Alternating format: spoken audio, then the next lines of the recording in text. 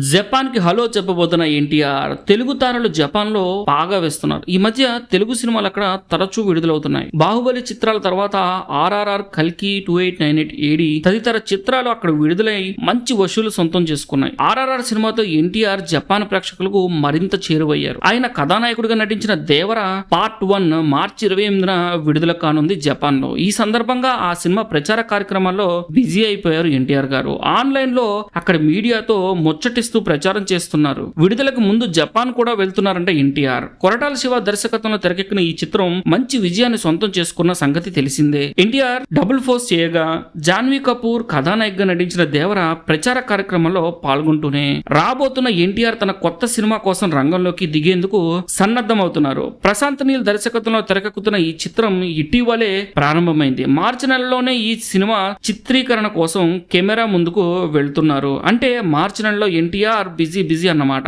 ఉగాది సందర్భంగా కానీ లేదంటే ఎన్టీఆర్ పుట్టినరోజు కానీ కొత్త సినిమాకి సంబంధించిన పేరు, లుక్ బయటకు వచ్చే అవకాశాలు అయితే కనిపిస్తున్నాయి. ఇప్పటికైతే సినిమాకి డ్రాగన్ అన్న పేరు కన్ఫర్మ్ అవుతున్నట్టుగా తెలుస్తుంది. అయితే దేవరా ఇండియాలో హిట్ సంపాదించినట్టుగానే జపాన్ లో కూడా హిట్ కొడుతుందా లేదన్నది కింద ఖచ్చితంగా కామెంట్ చేయండి. మన ఛానల్ వరకు మీరు సబ్స్క్రైబ్ చేసుకోకపోతే వెంటనే సబ్స్క్రైబ్ చేసుకోండి, నోటిఫికేషన్ బిల్ కూడా యాక్టివేట్ చేసుకోండి. ఫ్యూచర్ లో రాబోయే వీడియోస్ అయితే మిస్ అవ్వకుండా ఉంటారు.